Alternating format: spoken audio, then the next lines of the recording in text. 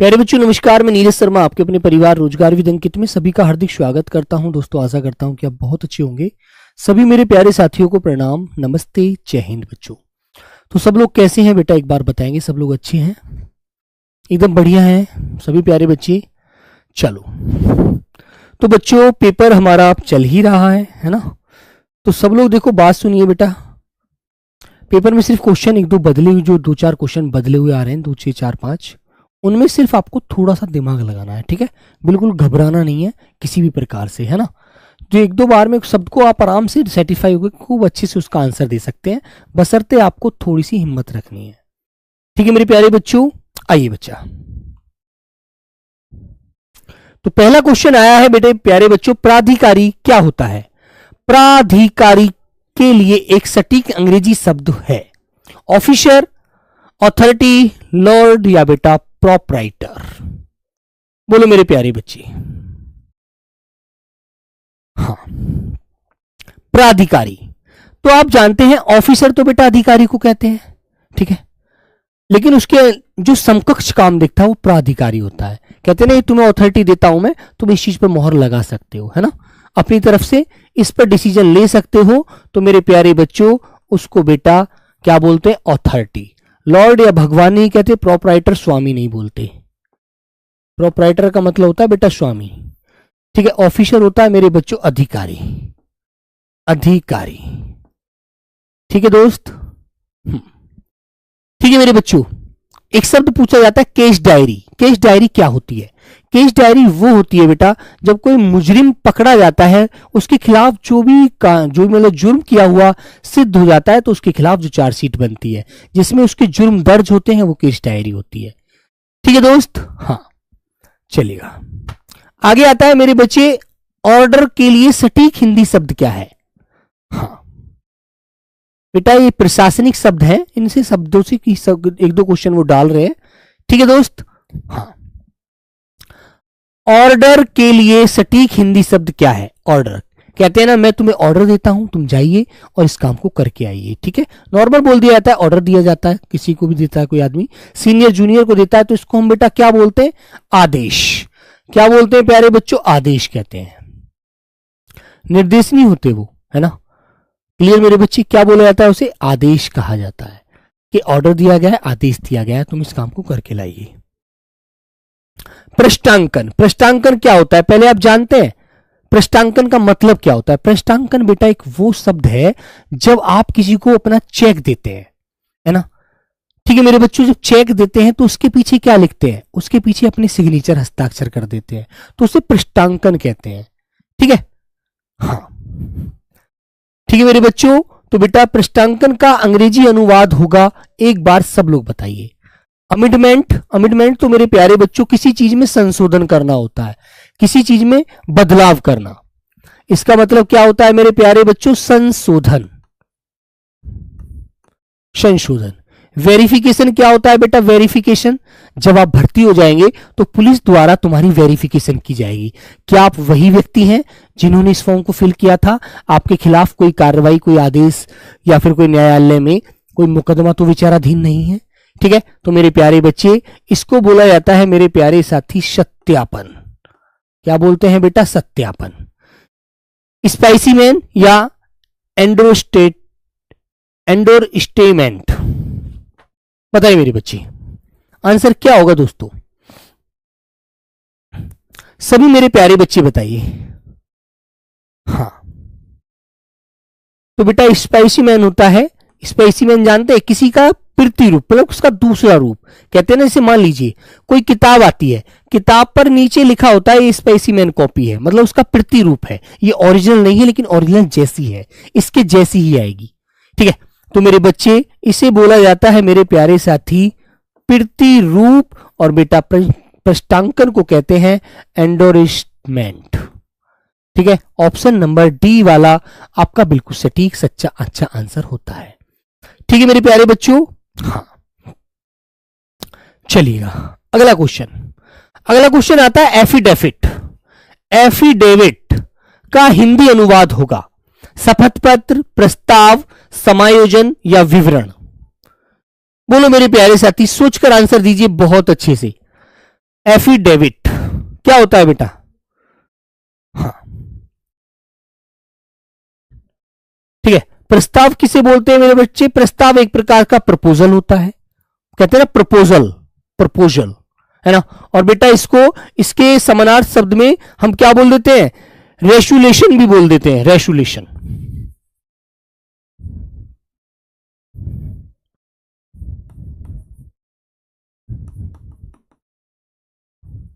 रेशुलेशन। समायोजन क्या होता है मेरे बच्चों? समायोजन होता है एडजस्टमेंट।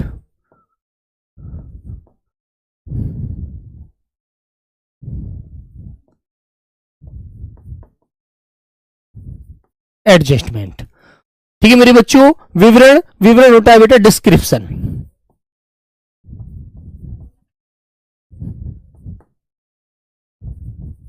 डिस्क्रिप्शन। लेकिन एफिडेविट होता है किसी चीज में शपथ पत्र, शपथ पत्र दर्ज करना, ठीक है। हाँ, ओके दोस्त। हल्फनामा, हल्फनामा बेटा ये अरबी भाषा का शब्द हो जाता है, ठीक है मेरे बच्चों। वो अरबी भाषा का शब्द हो जाता है भाई, अरबी भाषा का। अब आता है बेटा पत्र से, पत्र लेखन से क्वेश्चन, पत्र लेखन से क्वेश्चन, ठीक है मेरे दोस्त। हाँ, कोई बच्चा ऐसा है जो ये बता सकता है कि पत्र से लेखन से कितने क्वेश्चन वहां मिल रहे हैं? है कोई बच्चा बता सकता है? बेटा शब्दावली की पीडीएफ, शब्दावली के लिए सर ने क्लास ली तो है, विपिन सर ने, उसे जाकर देख लीजिए, ठीक है। उस क्लास को देख लीजिए, उसकी क्लास की जो पीडीएफ मिलेगी वो फ्री पीडीएफ फोल्डर में मिलेगी, वहां से देख लीजिए, क्लियर। तो परिपत्र कब जारी किया जाता है मेरे दोस्त? बात यह है, ठीक है।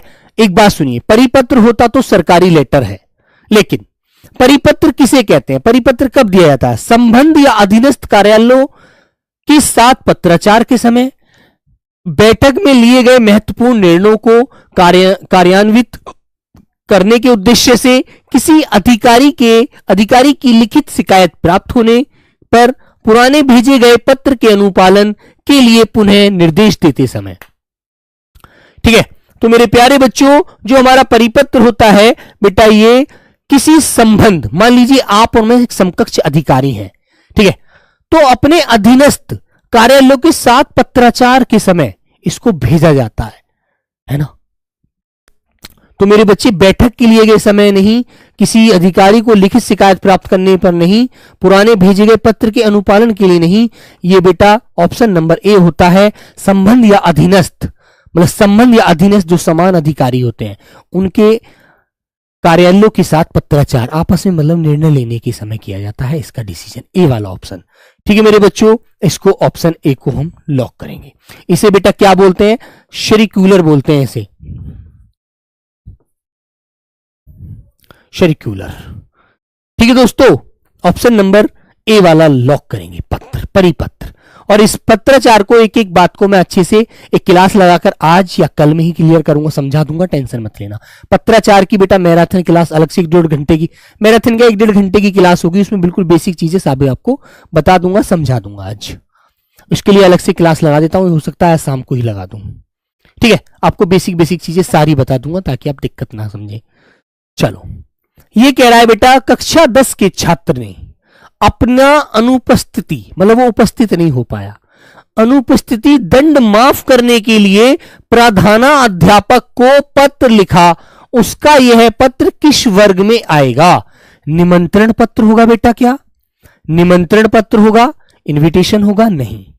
आवेदन पत्र होगा? नोटिफिकेशन आवेदन पत्र होगा? व्यावसायिक पत्र होगा या व्यापारिक पत्र होगा?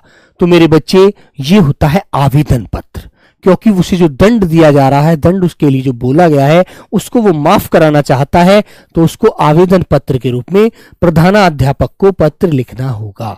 ऑप्शन नंबर बी वाला लॉक कर देना, ठीक है। हाँ बिल्कुल भाई सुनील चौधरी। अगला क्वेश्चन, कार्यालय आदेश में अधिकारी का हस्ताक्षर किस स्थान पर आएगा? मान लीजिए कोई कार्यालय के लिए आदेश निकाला गया इस पेज पर, ठीक है, ऊपर तो बेटा सारा पता, सारी बात, विषय जिस बारे में लिखा गया है वो लिख दिया, है ना। पत्र की 3-4 विशेषता होती है, कम से कम शब्दों का प्रयोग किया जाए, शुद्ध शब्दों को रखा जाए, कोई भी बात बड़ी करके ना बताई जाए, छोटे रूप में सारी बात बयां कर दी जाए। कार्यालय आदेश में अधिकारी का जो हस्ताक्षर होता है, ये का नहीं लगाएंगे यार, यहां पर के लगाइए। अधिकारी के हस्ताक्षर किस स्थान पर आएंगे, आएगा नहीं होना चाहिए, आएंगे होना चाहिए, क्योंकि ये बहुवचन में बोला जाता है बेटा। हस्ताक्षर हमारा बहुवचन शब्द होता है ना। के लिए कहां आएंगे, नीचे दाहिनी ओर, नीचे बाईं ओर, ऊपर दाहिनी ओर, ऊपर बाईं ओर। तो आपने देखा होगा हमेशा मेरे बच्चों पत्र जो आते हैं किधर आते हैं, ऊपर दाहिनी ओर, नीचे बाईं ओर, या नीचे दाहिनी ओर, या ऊपर बाईं ओर। बोलो मेरे प्यारे बच्चे,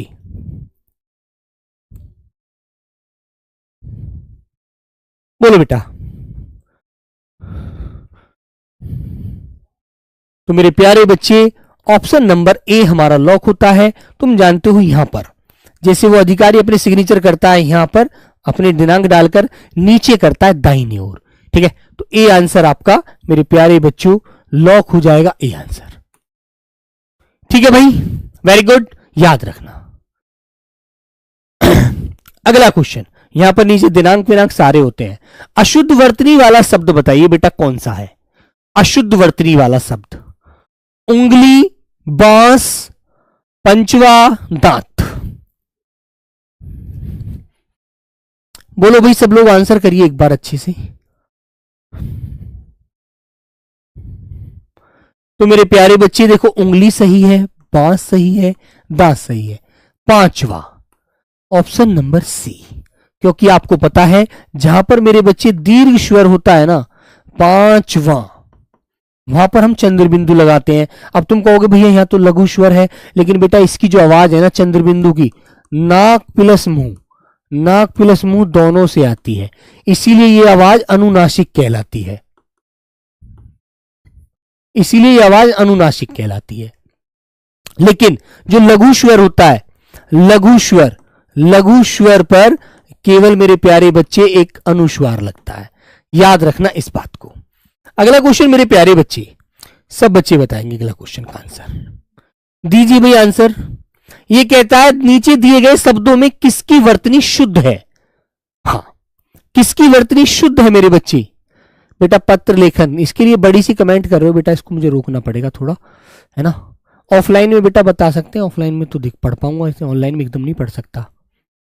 तो मेरे बच्चे नीचे दिए गए शब्दों में किसकी वर्तनी शुद्ध है, तो आपको देखना है सन्यासी, बिल्कुल सही लिखा हुआ है। जब हमें पता है सन्यास ऐसे लिखा जाता है, ठीक है। तो मेरे बच्चों सन्यासी में केवल क्या आएगी, बड़ी ई की मात्रा आती है पीछे, सन्यासी। तो ये आंसर हमारा बिल्कुल सटीक है, ए वाला। अकाल शब्द नहीं होता, शब्द होता अकाल, बुरा वक्त जो होता है बेटा अकाल। अनुग्रहित में रे जो होता है, ये रडार वाला रे नहीं होता है ना, रे ऋषि वाला रे लगता है। अनुग्रहित, अनुग्रहित। और ऐसे ही एक शब्द और ध्यान रखना, वो भी पूछ लिया जाता है, संग्रहित, ऐसे, ठीक है। आजीविका नहीं होता है, आजीविका नहीं होता, शब्द होता है आजीविका, आजीविका, ऐसे, ठीक है। तो इसमें आपको याद रखना है, पत्र लेखन से प्रश्न आ रहे हैं। अच्छा चलो भाई, बिल्कुल कराऊंगा भाई उसे, यदि आ रहे हैं तो, है ना। हाँ, कल मेरा पेपर है। अच्छा, बहुत अच्छी बात है बेटा, ध्यान से देना, घबराना बिल्कुल मत। द्वंद्व, द्वंद्व कैसे लिखा जाएगा बेटा। द्वंद्व का शुद्ध रूप निम्नलिखित में से कौन सा है। तो आप कहते हैं द्वंद्व का मतलब होता है मेरे बच्चों द्वंद्व, ऐसे भी लिख देते हैं, और मेरे भाई द्वंद्व हम ऐसे भी लिख सकते हैं, दोनों प्रकार से, ठीक है। तो हमारा जो आंसर होगा वो मेरे प्यारे बच्चे डी वाला बिल्कुल सटीक है, बिल्कुल सही लिखा हुआ है, कोई त्रुटि नहीं आ रही है, ठीक है मेरे बच्चों, याद रखिए। अगला क्वेश्चन आता है बेटा, किस शब्द की वर्तनी शुद्ध है। वर्तनी, बोलो बेटा किस शब्द की वर्तनी शुद्ध है। तो आपको ये चीजें ध्यान रखनी है, ठीक है। जैसे मेरे प्यारे बच्चों, एक शब्द श्रृंगार आपसे बहुत पूछा जाने वाला शब्द है। कवियत्री, ये बड़े बेसिक शब्द होते हैं जो कभी भी पूछ लिए जाते हैं। आशीर्वाद, ठीक है। एक बार 2022 वाले पेपर में पूछा था झाड़ू वर्तनी। झाड़ू। ठीक है, 18 में भी आया था ये शब्द। तो मेरे प्यारे बच्चों, ब्रज भाषा, प्रदर्शनी, पर्याप्त या पृष्ठ, सब आंसर करेंगे। तो तुम जानते हो पृष्ठ कैसे लिखा जाता है मेरे बच्चे? पृष्ठ बेटा यहां ठे बनता है, टे नहीं बनता। प्रे में या नहीं आएगा मेरे बच्चों, पर्याप्त ऐसे लिखा जाता है, पर्याप्त। ठीक है, ये यण संधि के नियम से टूटता है, परि प्लस आप्त। ठीक है, प्रदर्शनी, प्रदर्शनी ऐसे नहीं लिखेंगे मेरे बच्चों, पर दर्शनी ऐसे लिखेंगे। ब्रज भाषा हमारा सटीक आंसर है, याद रखिए। कभी बेटा एक क्वेश्चन पूछ लिया जयोत्सना, तो आधा ते आधा शय और ने आ, जयोत्सना। ठीक है, अतिशयोक्ति पूछ लिया जाता है, अतिशयोक्ति, अतिशयोक्ति, इस प्रकार आपको अतिशयोक्ति लिखना है। ठीक है, तो शब्दों को बोलता शुद्ध बोलना सिर्फ। ठीक है, मॉक कल क्वेश्चन हुआ, मॉक कल क्वेश्चन हुआ बेटा, ये नहीं समझ में आ रहा क्या बोल रहे हैं आप।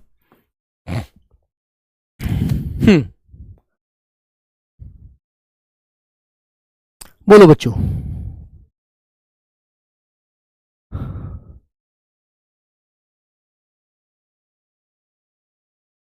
बेटा इतने बड़े बड़े कमेंट करोगे नहीं पढ़ पाऊंगा, इतने बड़े कमेंट यार कहां, तो ऐसे भग जाते एकदम।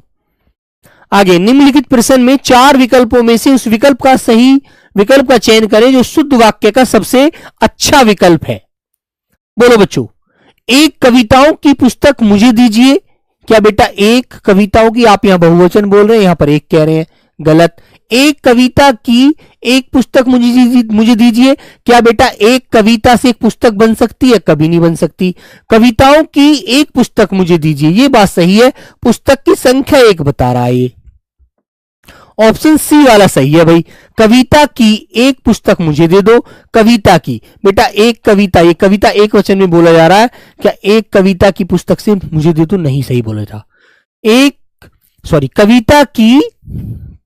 कविता की एक पुस्तक मुझे दे दो, कविता की एक पुस्तक। कोई लड़की की पुस्तक मांग रहे हो क्या आप? नहीं ना, तो मेरे बच्चों ये भी गलत है, क्योंकि कविताएं तो उसमें बहुत सारी लिखी होगी, तभी तो वो वर्तनी, तभी तो वो एक पुस्तक बनी।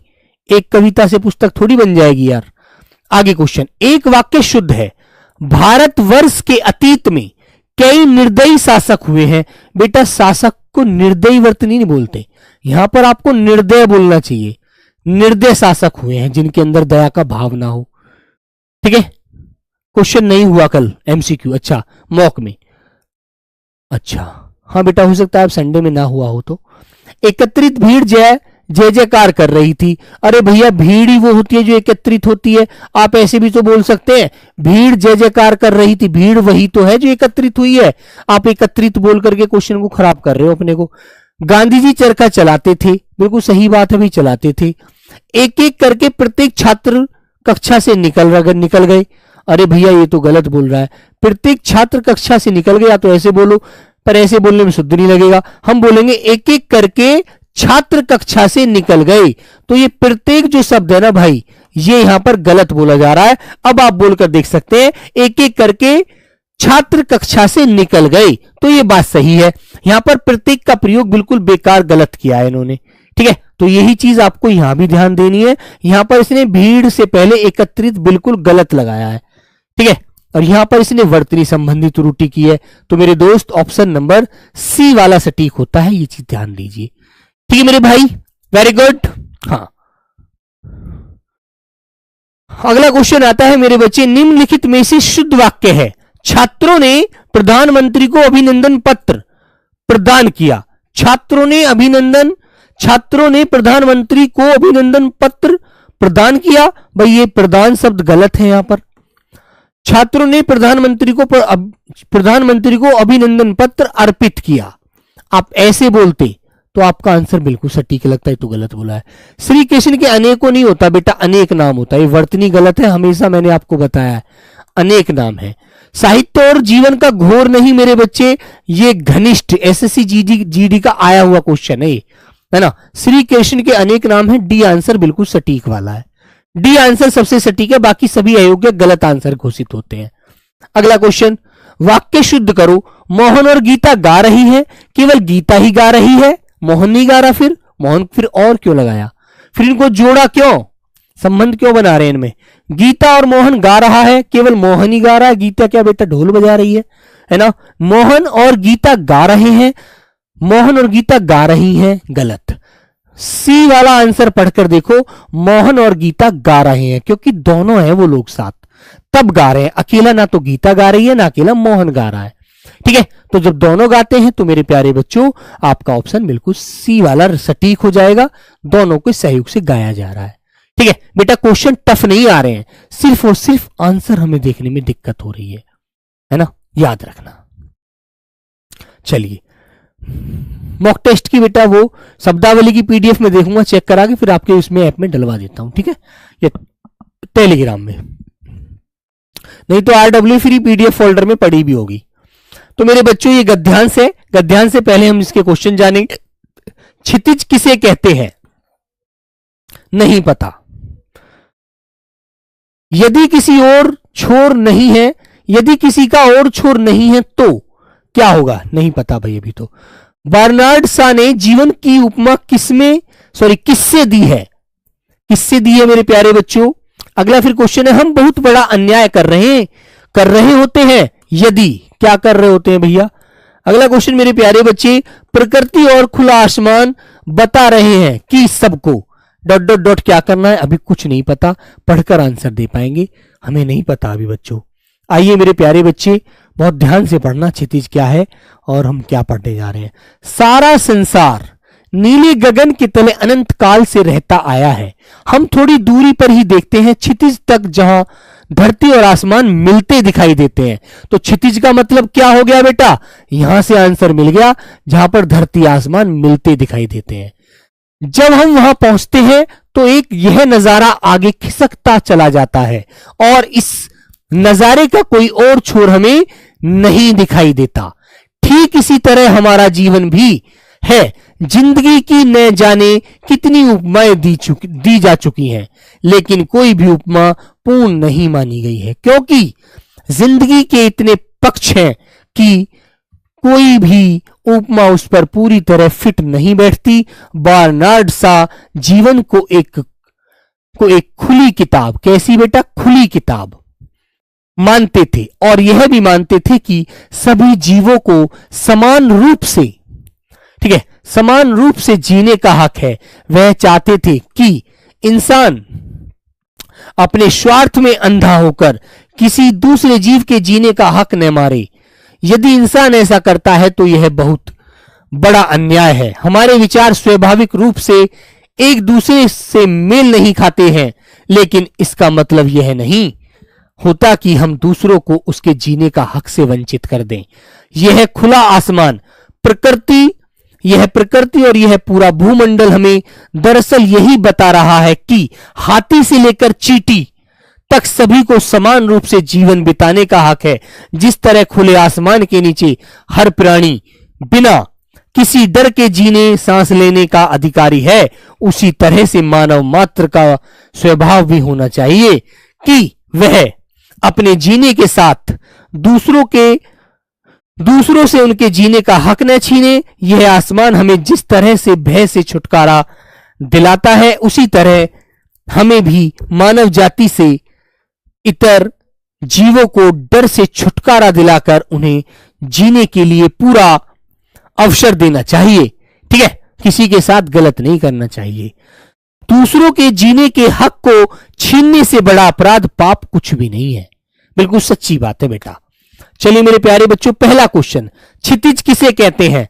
जहां पर मेरे बच्चों इसने बताया है धरती आसमान मिलते हैं। धरती आसमान का क्या होता है मेरे प्यारे बच्चों? जहां मिलन होता है उसे क्षितिज कहते हैं।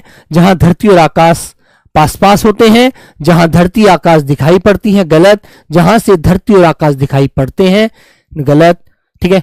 जहां धरती और आसमान मिले हुए दिखाई देते हैं, डी आंसर। डी आंसर बिल्कुल राइट होता है। अगला क्वेश्चन, यदि किसी का और छोर नहीं होता तो उसका सिर नहीं मिलता, उसकी सीमा नहीं है, उसका विस्तार अधिक है, उसके बहुत से सिरे हैं। तो ये क्वेश्चन तो आपके बिल्कुल मानसिक रूप से आपके दिमाग पर डिपेंड करता है, आप बता सकते हैं। यदि किसी का और छोर नहीं है तो वह क्या है मेरे बच्चों? तो वह है असीम, जिसकी सीमा ना हो, जिसकी सीमा नहीं होती वो असीम होता है मेरे दोस्त। ये तो बेटा आपको ध्यान रखना होगा, बड़ी सामान्य सी बात है, ये तो दिमाग से याद भी रह जाती है ये चीजें, तो कॉमन सेंस पे डिपेंड होती है हमारे। अगला क्वेश्चन कहता है बर्नार्ड शॉ ने जीवन की उपमा किससे की है? किससे की थी मेरे बच्चों? तो आपने पढ़ा था, यहां पर देखो बर्नार्ड शॉ ने क्या बताया था, एक खुली किताब की तरह बताइए बेटा, खुली किताब की तरह, है ना। बर्नार्ड शॉ ने जीवन को खुली किताब की तरह बताया है, तो ये आंसर आप लोग यहां दे सकते हैं कि जी खुली पुस्तक के से, पुस्तक की तरह, इसकी तरह बेटा, खुली पुस्तक की तरह, सभी जीवों की तरह नहीं, क्षितिज की तरह नहीं, पढ़ी जा रही पुस्तक की नहीं। ठीक है मेरे बच्चों, खुली किताब बताइए, खुली पुस्तक। हम बहुत बड़ा अन्याय कर रहे होते हैं यदि किसी को लूट लेते हैं, किसी को टिकने नहीं देते हैं, किसी को जीने का अधिकार नहीं देते हैं, किसी से दुश्मनी रखते हैं। ये कॉमन सेंस आपके दिमाग पर डिपेंड करता है क्वेश्चन कि मेरे प्यारे बच्चों, यदि ये कहते हैं ना, यदि आप किसी के साथ अच्छा नहीं कर सकते तो उसके साथ बुरा भी मत करो, छोड़ दो उसे उसके हाल पर, है ना। ठीक है मेरे बच्चों, तो प्यारे साथी, किसी को जीने का अधिकार नहीं देते हम ना, तो हम बहुत बड़ा अन्याय कर रहे हैं, बहुत बड़ा पाप कर रहे हैं, जो हमारे लिए, हमको कहते हैं ना, कहीं जगह नहीं मिलेगी, भगवान के घर में तो छोड़ो, कहीं गलत गंदी जगह भी जगह नहीं मिलेगी।